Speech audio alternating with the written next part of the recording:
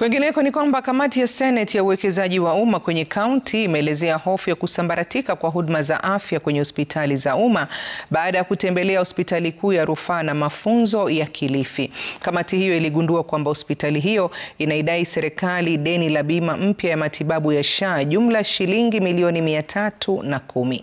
Kamati hiyo ambayo imekuwa Pwani imetembelea miradi mbalimbali mjini Mombasa, Kilifi na Malindi, na kulingana na gavana wa kaunti ya Kilifi Gideon Mung'aro, deni hilo la zaidi ya shilingi milioni 300 limesababisha uhaba wa dawa na vifaa vya matibabu katika hospitali hiyo.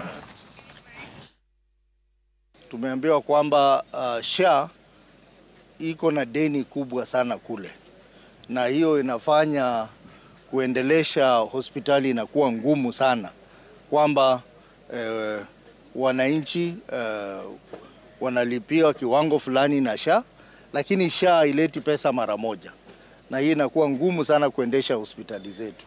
Kufikia sasa tuko na milioni 142 za kutoka NHIF, tuko na hizi mpya za SHA. Kwa jumla serikali tunaidai milioni 310 za SHA ukichanganya na za NHIF, na bado tunatibu wagonjwa. Kwa hivyo tumeambia Senate watusaidie, kwa sababu hizi pesa ndio tunatumia kununua dawa, pesa ndio tunatumia kufanya mambo mingi kwa hospitali, maendeleo ya hospitali, japokuwa bado tunaweka budget kama county haitoshi.